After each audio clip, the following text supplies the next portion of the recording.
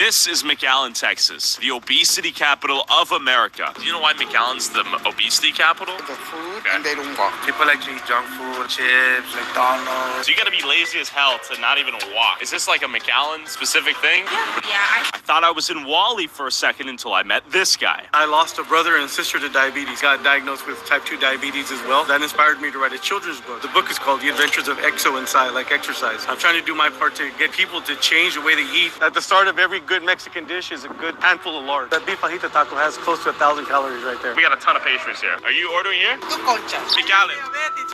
Control. She has diabetes and she's buying the product. My brother and sister, Mary and Henry, who passed away. I don't want anybody to have to go through what my family's had to go through. Eat healthy, exercise. I then met up with Mark from My 600-Pound Life to see a day in his life as he tried to lose weight. My life consisted of here to there to the bathroom, pretty much just locked in here depressed. Tap here to see a story.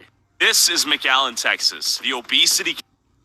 Shalom. Call Halayim La, Yahweh Ba'ashem, Yahweh Shai, Ba'ashem Rakakwadash. Double honors to the elder apostles, the elders of Great Millstone. Peace and blessings to the Akim across the four winds. This is your brother Batamayim from Great Millstone, Houston, coming to you with another lesson. I saw this and it struck my attention because McAllen, Texas is South Texas. It's near the border. You know, it's not too far from the border, you know, South Texas, which is about 5 hours from Houston. Hey, America's already the fattest city, but this is mainly Northern Kingdom. You know, the Latinos, the so-called Latinos or Hispanics, whatever they want to identify as. But you're Israelites, you so-called Negroes, Latinos, and Native Americans. But our nation is plagued, man. Like, this is serious. Like, health is serious. Like, for those that don't take their health serious, I mean, I don't know what to tell you. But Lord willing, this is edifying. I have a few precepts I wanted to bring out. Lord willing, this is edifying to the hopefully elect. Hosea chapter 4, verse 6. My people are destroyed for lack of knowledge. Because thou hast rejected knowledge, I will also reject thee, that thou shalt be no priest to me, seeing thou hast forgotten the law of thy power, Yahweh Ba'ashem Yahweh Shai, I will also forget thy children. They say that, you know, these so-called, you know, diseases are generational. No, what's generational is passing down or training up a child in the way, not training up a child in the way that he should go. By putting them on these diets or these foods that's lard and, you know, you got the white sugar and salt. Like, our people just eat terribly, especially Northern Kingdom. They love bean and cheese tacos, beans cooked in pork. You're not supposed to eat pork. That's why you have Charles Barkley. You know, when I lived in San Antonio, I used to watch TNT. He used to always be saying, San Antonio got some big old women. Now, granted, there are some very attractive women, you know, in Northern Kingdom in San Antonio, but he was right. There's a lot of big women in San Antonio. And speaking of sugar, he was always joke about eating churros. I mean, I like me some churros, but hey, I also eat healthy.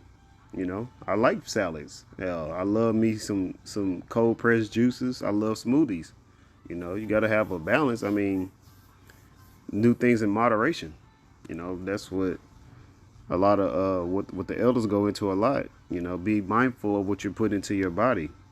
You know, Sirach or Ecclesiasticus chapter 30 verse 25. A cheerful and good heart or mind will have a care of his meat and diet. So the things that you put into your body, you have to be mindful of. I know me, I do have a bad habit at times of eating, you know, a lot of chicken and lamb and brisket. You know, sometimes I have to dial it back, you know, and get something that's vegetable ridden, like some vegetarian, you know, black beans and rice, you know, with fresh cut bell peppers and red onions and things like that, you know, without eating some form of meat. You know, I do love me some fish too, but anything in this truth that you do too much of, hey, you can ultimately destroy yourself. 1 Corinthians chapter 6 verse 19. Don't you realize, this is in the NLT, Salakia. 1 Corinthians chapter 6 verse 19. Don't you realize that your body is the temple of the Holy Spirit who lives in you and was given to you by Yahweh Bashem Yahushua power. You don't belong to yourself, for Yahweh Bashem Yahushua power brought you with a high price, so you must honor Yahweh Bashem Yahushua power with your body. What's that? Romans chapter 12. Hey, make your body a living sacrifice. If you have a bad diet, you're not going to be able to be out on the highways and byways prophesying, you know. Also, you know, the elders go and practice what you preach. Practice eating good habits. I mean, practice having a good eating habit, you know, working out. The scriptures do say a workout profiteth little, but in business world, a profit is better than no profit. Breaking even is just as worse as, or if not worse, than not taking a sale, because if you break even, you just wasted your time and energy. You could have put that towards something else. So a profit or a gain is better than nothing. But ultimately, you know, our body's the temple. You know, we're all building blocks for the house of David, you know. So we got to take care of our temple.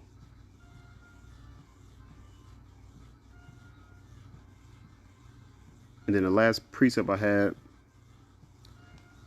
Exodus chapter 15.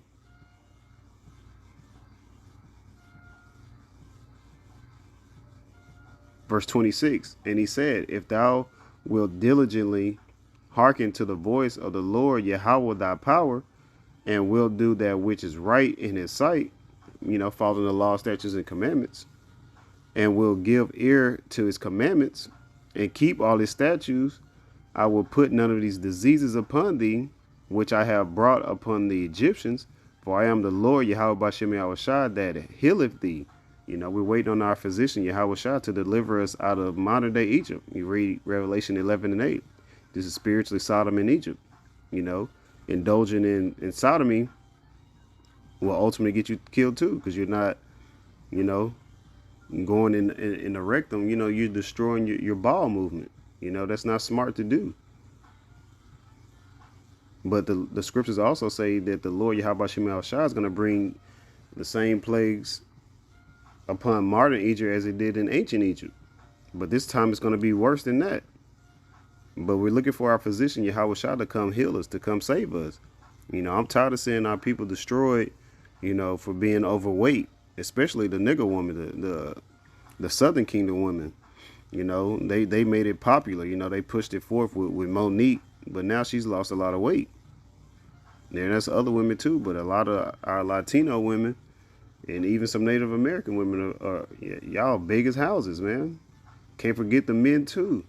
We have to set the example. Even though these women want to be morbidly obese, hey, that's not the way to go. It's not healthy. But, you know, watch your food and your diet. You know, make sure you exercise, you know. Do things with balance, you know. But we're living in a time now is, hey, the year 2024 is the hopeful year of Jacob's trouble. So we're going to have to learn how to fast anyway. We're going to go, we don't know how long without eating. Because if you take that microcaragma, which is that grain of rice that goes underneath your skin, you're going to be destroyed.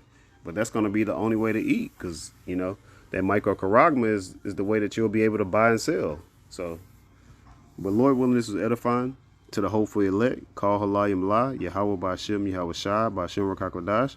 Double honors to the elder apostles, the elders of Great Millstone, that's GMS. Peace and blessings to the Akim and a few Akwat across the four winds. And Kwam Yashala to the hopeful elect. Shalom.